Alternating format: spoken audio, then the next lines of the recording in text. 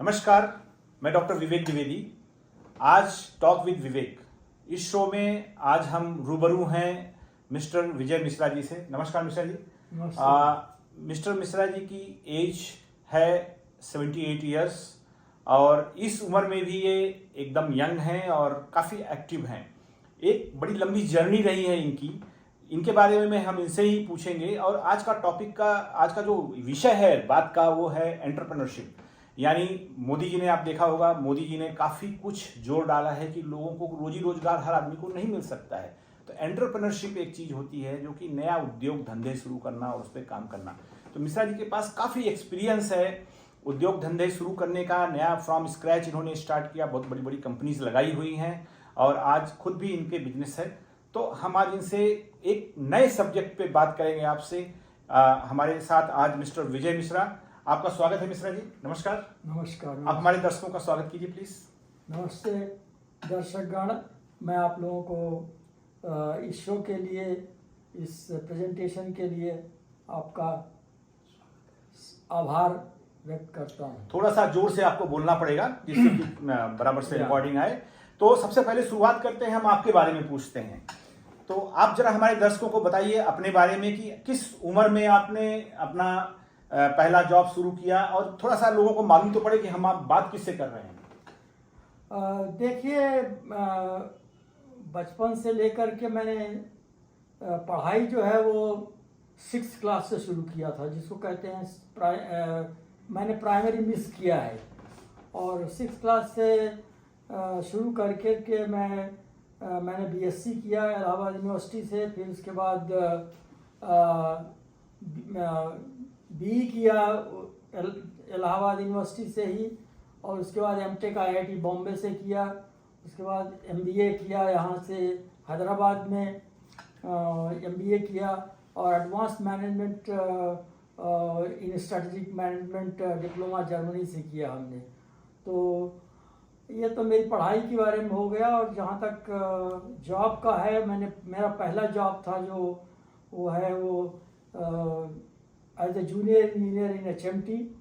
तो वहाँ से मैंने शुरुआत की और उस समय मेरी सैलरी 630 रुपीज़ थी, बस और कुछ नहीं। कौन सा ईयर था वो? 1969, जब जिस साल मैंने एमटेक ख़त्म किया एमटेक। और एमटेक में मैं मैकेनिकल इंजीनियरिंग में था, फिर कंट्रोल इंजीनियरिंग थी। और मेरा बहुत ही डाइवर्सिफाइड सब्जेक्ट्स मैंने ले रखे थे, इसलिए कि हो सकता है ज़िंदगी में काम आए। इसलिए मैंने कोई चिंता नहीं की कि अब, क्योंकि ग्रेजुएशन तो हो चुका था, इसलिए हमने कुछ चिंता नहीं की। और हमने कहा जो कुछ भी हो सकता है ले लो, और उसी सब्जेक्ट्स में। और पढ़ाई में बहुत अच्छा रहा, मैं शुरू से आखिर तक बहुत ही अच्छा रहा। और भगवान की कृपा से एक मध्यम वर्गीय परिवार से होते हुए भी गवर्नमेंट की स्कॉलरशिप्स वगैरह से मैंने अपनी पूरी पढ़ाई किया है। मैं आपसे ये पूछ रहा हूँ कि पहला जॉब आपका कहाँ शुरू हुआ? मेरा पहला जॉब जो है एचएमटी में था, वहाँ पे करीब 10 साल रहे। फिर हमने पहला जो है वो जो है कोलैबोरेशन जो था, उस समय शिकागो यूनाइटेड स्टेट्स में गया मैं। वहाँ पे ITW सिग्नोड के मैंने प्राइवेट सेक्टर ज्वाइन कर लिया और ITW सिग्नोड गया। फिर ITW सिग्नोड में मैं पूरा स्क्रैच से प्रोजेक्ट लगाया, एकदम बिल्कुल स्क्रैच से वो प्रोजेक्ट लगाया और आज भी वो चल रहा है। फिर उसके बाद 4 साल तक उस समय मैं उसका टेक्निकल मैनेजर और वर्क्स मैनेजर भी था।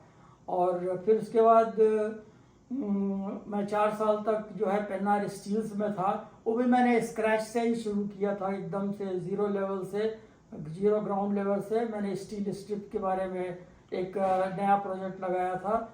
और फिर उसके बाद हमने 4 साल तक पेन्नार एल्युमिनियम 1990 कह लीजिए उसको था, उस समय था 1990 तक मैं वहाँ पर प्रेसिडेंट था पेन्नार एल्युमिनियम का, और उसको लगाया। और फिर उसके बाद फिर मैं पलट के इधर पेन्नार स्टील्स में आया, 2 साल तक वहाँ रहा। और वहाँ पे मैंने सेल्स की डबलिंग किया एज ए एग्जीक्यूटिव डायरेक्टर। और फिर उसके बाद फिर मुझे फिर काम दिया गया कि पेन्नार केमिकल्स लगाया मैंने 2 साल तक। और 2 साल तक बिल्कुल मैंने पूरी नई लाइन में और उस कंपनी को लगा करके, और उसके बाद 2000 में हमने इस सब कामों से संन्यास ले लिया और हमने कहा कि अब मैं 55 साल का हो गया हूँ, अब मुझे या तो रिटायर हो जाना चाहिए या तो अपना काम करना चाहिए। इसलिए जिंदगी का वो फेज खत्म हो गया। तो जो आपने कंपनीज लगाई, जैसे आपने सबसे पहले एचएमटी में थे, एचएमटी आपने क्यों छोड़ा? हाँ, ये बहुत अच्छा सवाल है कि एचएमटी क्यों छोड़ा। हालांकि मेरा एमटेक में मशीन टूल इंजीनियरिंग में मेरा स्पेशलाइजेशन था, रोबोट्स बनाने तक की मेरी क्षमता थी। और मेरा पहला जो मशीन जो है वो बाद में हमारे निकलने के बाद जो है वो गोदरेज एग्जीबिशन में पहली न्यूमेरिकल कंट्रोल मशीन जो है इंडिया की, वो डिस्प्ले हुई थी। लेकिन हाँ, वहाँ ये सवाल बड़ा अच्छा है कि मैंने क्यों छोड़ा उसको।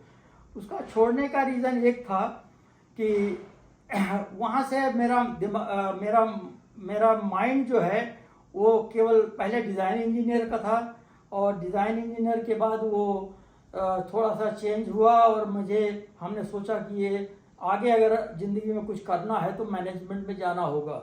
इसलिए मैंने वहीं से एमबीए किया। और एमबीए करने के बाद जो है, जब मैंने देखा कि फ्यूचर में अगर आगे बढ़ना है, अगर कुछ करना है तो प्राइवेट सेक्टर में जाना होगा। इसलिए 1981 में फिर हमने प्राइवेट सेक्टर ज्वाइन किया और सोचा कि वहाँ पे अपॉर्चुनिटीज अच्छी रहेंगी। तो आपने एचएमटी छोड़ करके प्राइवेट सेक्टर ज्वाइन किया। आपने शुरुआत किया नागार्जुना सिग्नोट से शुरुआत किया। वो उस समय कितनी बड़ी कंपनी थी और आज किस मुकाम पर है? अरे उस समय तो वो जीरो लेवल पे थी, जीरो लेवल पे थी। और वो केवल प्रोजेक्ट का आइडिया था। और यहीं पर मैं ये चीज़ बता देना चाहता हूँ कि मैं एचएमटी में भी कॉर्पोरेट एग्जीक्यूटिव था, इंजीनियर था और अपना सेक्शन मैनेजर था। लेकिन जब मैं यहाँ आया, प्राइवेट सेक्टर में आया, तो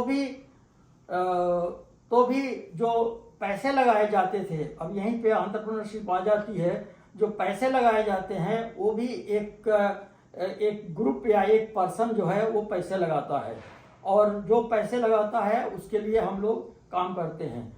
तो वहाँ पे जब वो जीरो लेवल से शुरू हुआ तो जिसने भी उसमें पैसे लगाए उसको पूरी तरह से आइडिया नहीं था कि एक फ्यूचर में क्या होने वाला है, कैसा प्रोजेक्ट बनेगा, क्या होगा इसका, वो सब सोचने का काम मेरा था एक्चुअली।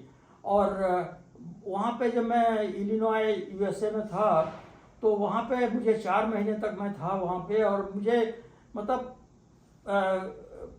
बड़ी ही कठिनाइयों को सामना करना पड़ा कि ये प्रोजेक्ट को डिफाइन करने के लिए किस तरह का इंजीनियरिंग होगी, किस तरह का कैसे उसको मैन्युफैक्चरिंग होगी, कैसे प्रोजेक्ट लगाया जाएगा, ये सब चीज़ों के बारे में सोचना जो है आज के इस समय से बड़ा मुश्किल होगा। लेकिन हाँ, वो सोच करके और काफ़ी बाद में वहाँ के इंजीनियर्स ने बताया कि ये प्रोजेक्ट जो लगाया गया है वो वहाँ के जो यूएसए के प्रोजेक्ट्स लगाए गए हैं उसी कॉस्ट में, उसी सब कुछ में, वो इससे यहाँ का प्रोजेक्ट अच्छा है इंडिया का। आपने सर बोला कि पेन्नार एल्युमिनियम लगाया, पेन्नार ये स्टील लगाया, ये सब कंपनीज लगाई, बड़ी बड़ी कंपनी रही होंगी आई एम श्योर। कितनी बड़ी बड़ी कंपनी थी और कितने लोग काम करते थे, आज कितने लोग काम करते हैं? देखिए उस समय तो करीब वो जीरो लेवल पे थी, और जब हमने 1981 में शुरू किया था पेन्नार ग्रुप का था वो भी, लेकिन उसका नाम था नागार्जुना सिग्नोट लिमिटेड। आज वो ITW सिग्नोट लिमिटेड के नाम से जानी जाती है, और वो इंडिया की एक प्रीमियर पैकेजिंग कंपनी है, इंडिया की एक बहुत ही बड़ी कंपनी है जिसमें जो है करीब 700-800 लोग काम करते हैं, और उसकी शेयर वैल्यू बहुत ज़्यादा हो चुकी है। और उस समय तो वो अपनी लाइन में सबसे आगे थी। लेकिन जो कंपनी जो हमारा जो उसका रॉ मटेरियल था, अब वहीं से सोचना शुरू कर देना पड़ता है कि जो उसके लिए रॉ मटेरियल था, मैंने वो कंपनी सोचा कि अब पेन्नार स्टील्स लगाया जाए। जब पेन्नार स्टील्स लगाया तो उसका जो है आउटपुट जो है वो उसके लिए नागार्जुन सिग्नोट के लिए या ITW सिग्नोट जो आज जाना जाता है उसके लिए रॉ मटेरियल होना चाहिए। तो उस कंपनी को सोचा उस समय लाइसेंस मिलना बहुत ही मुश्किल था, इसलिए एक लाइसेंस खरीद लिया गया और हमारे चेयरमैन जो थे उन्होंने लाइसेंस उसको खरीदा और उसकी हमने नींव रखी पेन्नार स्टील्स की। पेन्नार स्टील बिल्कुल जीरो लेवल से था और आज वो एक जीरो लेवल से करते हुए आज पेन्नार स्टील्स के नाम बदल गया है, पेन्नार इंडस्ट्रीज। वो 14,000 करोड़ की कंपनी हो चुकी है और जहाँ तक मुझे मालूम है, और 4 साल तक मैं था और 4 साल में मैंने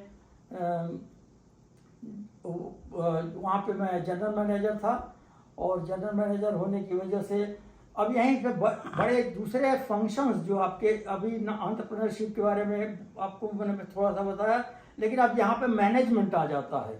अब यहाँ पे ज़्यादा मैनेजमेंट आ जाता है क्योंकि नागार्जुन सिग्नोट या ITW सिग्नोट में फंक्शनल मैनेजमेंट था। फंक्शनल मैनेजमेंट का मतलब हुआ कि केवल वर्क्स को देखना, वर्क्स मैनेजर था मैं। अब यहाँ पे थोड़ा सा जनरल मैनेजमेंट आ गया, 2-3 फंक्शंस आ गए, 2-3 फंक्शंस की रिस्पॉन्सिबिलिटी हमारे सर पे आई और अब जो है अब हम उसको अच्छी तरह से निभा। तो अब देखा कि अब ये स्टील में तो एक बिजनेस है ही है और अब क्यों ना आगे बढ़ा जाए। तो मैंने अपने चेयरमैन और अपने ग्रुप के जो हमारे फाइनेंस लेके आते थे उनको कहा कि सर अब किसी दूसरी लाइन में जाना चाहिए हम लोगों को। और जब ये सिलेक्ट किया गया कि अल्मुनियम सुनते ही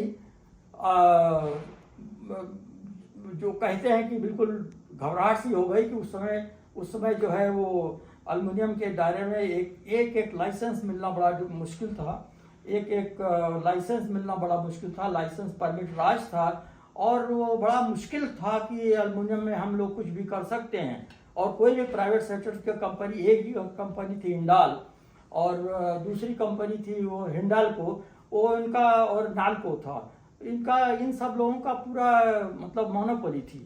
तो उस समय लेकिन हमने हिम्मत करके करीब 100,000 टन्स 1 लाख टन्स का अल्मुनियम का लाइसेंस लिया और एक नाम पे नहीं कई नामों पे हम लोगों ने कोशिश करके, हमारे भी कुछ नाम थे और हमारे भी कुछ लाइसेंस हमारे नाम पे थे, वो लेकर के उसको हमने शुरू किया।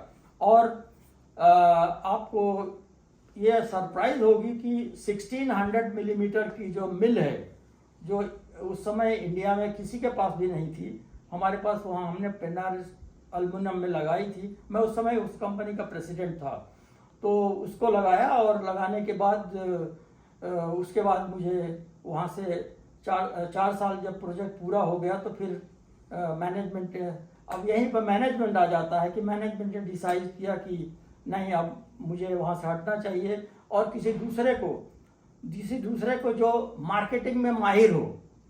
अब मैं प्रोजेक्ट में अपने माहिर था ही, कोई नई बात नहीं है, प्रोजेक्ट हो चलाना हो या सब कुछ चलाना हो। लेकिन कुछ लोगों ने सोचा कि प्रोजेक्ट अब तो हो गया है लेकिन अब ये मार्केटिंग का फेज आ गया है, तो इसलिए अच्छा हो कि मार्केटिंग को दिया जाए। और उस समय लेकिन हुआ क्या कि उस समय हम फिर आ गए पेन्नार स्टील्स में, उसका नाम पेन्नार इंडस्ट्रीज बना, बाद में हो गया, आज भी वो कंपनी चल रही है। और उस समय जब मैं आया तो उस समय कंपनी का टर्नओवर 80 करोड़ था साल का, और वो उसको हम मेहनत करके 2 साल में 160 करोड़ कर दिए, डबल कर दिए। कौन से सन की बात है ये? कौन से ये 1992 की बात है। 92 की बात है, डबल कर दिया। और उसमें सबसे ज़्यादा जो इफेक्ट पड़ना चाहिए था वो मार्केटिंग का था। सबसे ज़्यादा इफेक्ट जो है मार्केटिंग था, केवल मार्केटिंग की बेसिस पर ही वो जो है सक्सेसफुल कंपनी बनी। और फिनेंसिंग सक्सेसफुल, मतलब ये हुआ कि फिनांसिंग और मार्केटिंग दोनों फंक्शंस जो है यहाँ पे बहुत ही इम्पोर्टेंट थे। तो किसी तरह से बैंक से जाकर के पैसे लाना और ग्रोथ के लिए और अच्छे से अच्छे मार्केट को कैप्चर करना, और ये हमने काम किया। तो उसके बाद जो है फिर थोड़ा सा चेंज आया मैनेजमेंट के अंदर कि अब now I should move out and go to a chemical company. उस समय केमिकल ग्रुप जो था वो बहुत ही जो है वो थिंकिंग स्टेज में था कि कभी एक कुछ फर्टिलाइजर होगा, कभी ये केमिकल होगा, कभी ये पेट्रोकेमिकल होगा या क्या होगा। लेकिन हमने क्या किया कि हमने तो ग्राउंड से शुरू किया, 0 लेवल से, और हमने 2 साल के अंदर पेन्नार केमिकल्स लगाया। 2 साल के अंदर वो टाइम था 95-97 का, और I was the managing director of that company actually. मैंने उस कंपनी को लगाया ये सोच करके कि we were number practically very very important company in the case of fuel oil additives, coal additives and this type of additives। मेरा ये प्लान था कि मैं फ्यूचर में लुब्रिकेंट एडिटिव्स और दूसरे पेंट एडिटिव्स और बहुत सारे, मतलब ये लाइन इतनी ज़्यादा वास्ट हो सकती थी।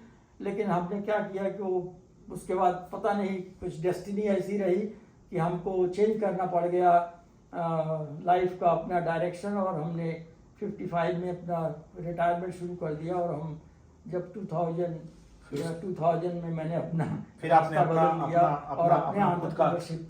एंटरप्रेन्योरशिप किया। आपने अपना खुद का एंटरप्रेन्योरशिप किया। आज की तारीख में आप पिछले 2000 से लेकर के 2023 का एक बड़ा लंबा सफर है। तो इन 23 सालों में आप उसके पहले आप एक कॉर्पोरेट एग्जीक्यूटिव थे, अभी आप एज एंटरप्रेन्योर 2000 साल से लेकर के 2000 से 2023 तक आप एंटरप्रेन्योर है। एक तरह से आपने एक नए तरीके का शुरुआत किया। ऐसा कहा जाता है कि लोग 35-40 के पहले ही बहुत बड़ी बड़ी चीज़ें कर देते हैं और एंटरप्रेन्योरशिप या इस टाइप का काम करते हैं। उसके बाद फिर नई नई चीज़ें आविष्कार करना या नया इनोवेशन करना या नया इंसेप्शन करना किसी चीज़ का बड़ा मुश्किल रहता है। आपने 50 की उम्र के बाद किया। जैसे मैं आपको एग्जाम्पल देता हूँ मित्रों, एग्जाम्पल देता हूँ। जैसे अलीबाबा का जो जिसने शुरुआत किया है, उसका नाम मुझे याद नहीं आ रहा, जैक मा। उसकी उम्र भी 50 के ऊपर थी उस समय। लेकिन 50 के ऊपर की कम एग्जाम्पल मिलते हैं, एक्सेप्शंस रहते हैं, and exceptions prove the rule. तो आपने 50 के बाद 55 के बाद जो शुरुआत किया, आज एक नए मुकाम पर हैं। तो मुझे खाली ये बताइए कि आपका ये अनुभव कैसा रहा है एंटरप्रेन्योर एज एन एंटरप्रेन्योर और एक कॉर्पोरेट एग्जीक्यूटिव, दोनों में डिफरेंस क्या है और आपका एक्सपीरियंस क्या रहा दोनों का? आपने गवर्नमेंट में काम किया, जो पब्लिक एंटरप्राइज था उसमें काम किया, फिर उसके बाद प्राइवेट एंटरप्राइज में काम किया, अभी आपका खुद का एंटरप्राइज है। तो आप मुझे तीनों में डिफरेंस बताइए जरा। यही एक बहुत बड़ा सब्जेक्ट है। ये तो एक बहुत बड़ा सब्जेक्ट है कि पब्लिक सेक्टर से प्राइवेट सेक्टर में आना, फिर प्राइवेट सेक्टर से अपना पर्सनल सेक्टर में आना, ये एक बहुत ही बड़ा डिसीजन होता है। और मैंने एक्चुअली मेरे पास कहा जाए तो कोई रिस्पॉन्सिबिलिटी नहीं थी at the age of 55। My daughters were married, my son was there in United States, and there was no need for me to really go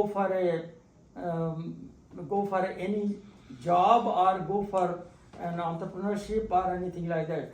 But now a very good question has arisen कि what propelled me into this direction, कि क्यों हम इस direction में कोशिश किए कि चलूँ मैं। देखिए, मेरा पहला एम तो ये था कि मैं कुछ, अभी 55 इयर्स की एज है, मैं कुछ तो कर सकता हूँ जो कि बाद में my son who is there in United States और my sons in law who are there in India और my daughter, somebody or the other will take it forward actually. That was the thing कि okay. लेकिन एक बहुत बड़ा difference ये है कि इनोवेशन, यहीं पे एक बहुत बड़ी चीज़ आ जाती है। 3 वर्ड बहुत इंपॉर्टेंट हो जाते हैं कि इनोवेशन, एंटरप्रेन्योरशिप और मैनेजमेंट। ये तीनों वर्ड को क्लियर कट समझना बहुत ज़रूरी हो जाता है। मैं पहले मैनेजमेंट में था, मैं 55 इयर्स तक मैनेजमेंट में था। उसके बाद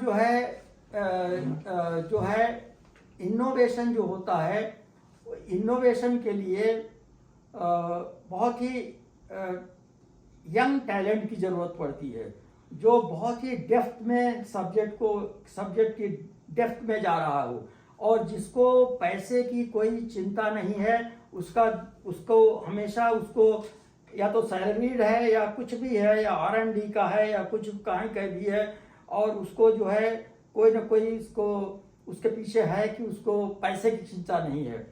तीसरा जो है entrepreneurship. Entrepreneurship is nothing but taking risk and doing your own business. It is doing your own business. ये बहुत इंपॉर्टेंट चीज है। मैं आपको बीच में इंटरप्ट करूंगा। ये हमारा मित्रों पहला एपिसोड था। इस पे अभी हम थोड़ा सा विराम लेंगे, माने थोड़ा रुकेंगे। अगले एपिसोड में हम अभी तक हमने आज हमारे स्पीकर है मिस्टर विजय मिश्रा जी, इनका इंट्रोडक्शन लिया, इनका बैकग्राउंड का इंट्रोडक्शन लिया। इसके बाद अगले एपिसोड में हम देखेंगे कि एंटरप्रेन्योरशिप माने जो कुछ नया शुरू करना, कैसे करना, उसके बारे में, उसकी गहराइयों में जाएंगे, उसके बारे में एक एक चीज पूछेंगे। फिर अगले एपिसोड में मिलते हैं। नमस्कार।